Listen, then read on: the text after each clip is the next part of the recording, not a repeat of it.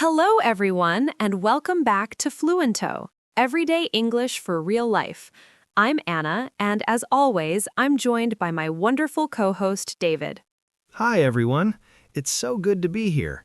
I'm feeling really excited today because we're going to talk about something I think almost everyone loves, vacations. Yes, vacations are such a fun topic, and they're perfect for practicing English in a natural way. Talking about your holidays, your trips, your experiences. There's just so much vocabulary and expressions we can explore. Exactly. And it's not just vocabulary. We can also talk about how people travel in different countries, what they like to do, and even some funny or interesting cultural differences. Absolutely. So let's start easy. David, when you think of the word vacation, what comes to your mind first? I think about relaxing somewhere warm, maybe a beach, a hammock, the sound of the ocean, that kind of calm, peaceful feeling. And food, of course. Vacation food is always amazing, isn't it? Yes, it really is. For our listeners, the word vacation is often used in American English. In British English, people usually say holiday. So you might hear, I'm going on holiday next week if you're in the UK. That's right. So vacation in the US, holiday in the UK. And both words can mean a trip, a break from work, or just some time to relax. But Anna, I always wonder, do vacations always have to be relaxing, or can they be adventurous too? Oh, absolutely. Vacations can be anything you want. Some people love adventure, hiking, skiing, exploring new cities. Others prefer lying on the beach or reading a good book in a quiet cabin. The key is that it's a break from your normal routine. That makes sense. And that reminds me of a trip I took a few years ago. I went to Japan during the cherry blossom season. It was beautiful, but honestly, it wasn't relaxing at all. I was running around every day, trying to see all the parks, eat all the street food, visit all the temples. I was exhausted. That sounds amazing, but very busy. Yeah, it was a busy kind of fun. And here's something interesting. When I was there, I noticed how polite everyone was, how organized the trains are, and even small things like how people line up quietly. I realized that when you travel, you also learn about culture, not just new words. Exactly, David, and that's a really important point for our listeners. When you talk about vacations in English, you're not just learning words for the beach or mountains, you're learning phrases to describe experiences, feelings, and culture. Right. For example, you can say, I felt amazed, or I was surprised by, or even I was overwhelmed by the crowd. These little phrases are perfect for telling stories about your trips. Yes, and let's pause here for a mini teaching moment.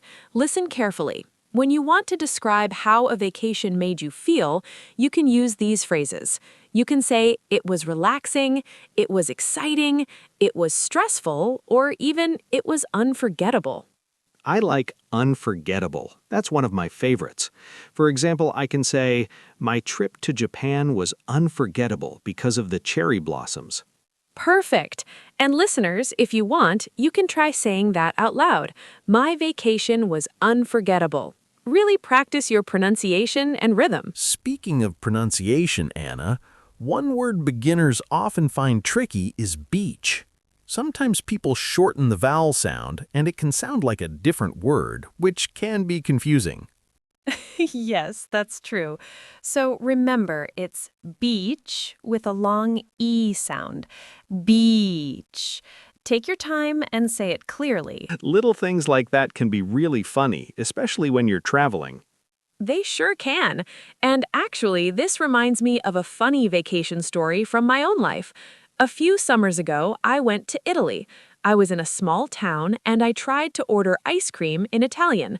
I thought I was saying gelato grande, meaning large ice cream, but I mispronounced it slightly and the vendor laughed. She understood me, but we both had a good laugh. That's perfect. And it shows something important. It's okay to make mistakes when you travel or when you're learning English.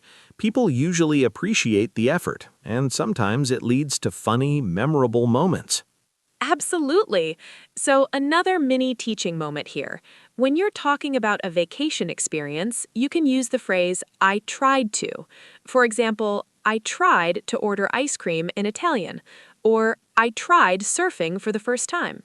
And you can also say, I managed to, if you succeeded at something.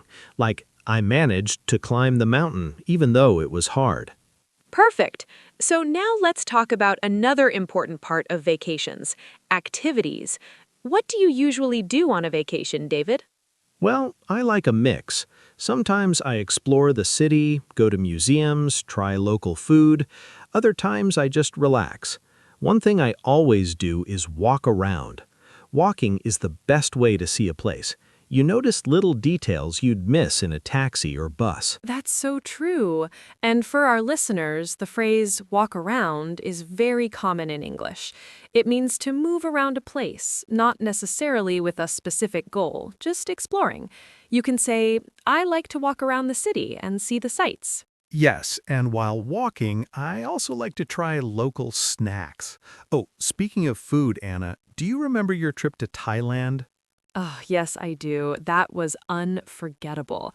I remember trying street food for the first time, like mango sticky rice. So delicious, but also so spicy. I learned very quickly that spicy in Thailand is much hotter than what I'm used to. That's classic. And here's a nice English tip.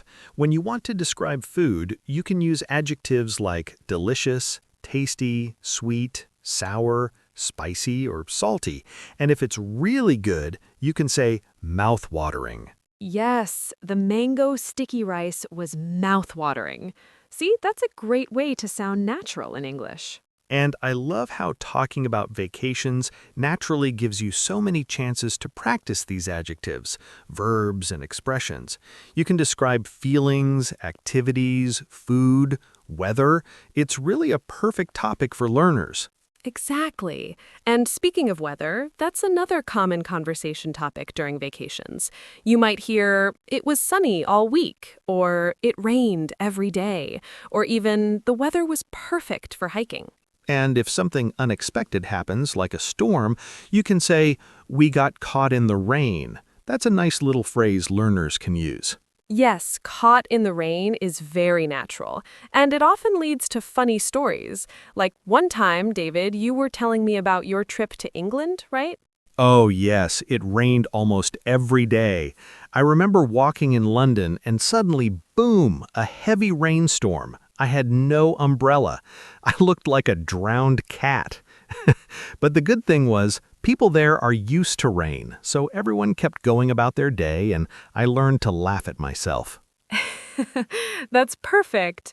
And see how that story also teaches cultural insight? In England, rain is normal, so people don't make a big deal about it. Yes, exactly. And another English phrase for that is take it in stride, which means to handle something calmly without getting upset. Like, I got caught in the rain, but I took it in stride. That's a great expression. Okay, now let's move to another fun aspect, planning a vacation. Some people like to plan everything in detail, and some people prefer to be spontaneous.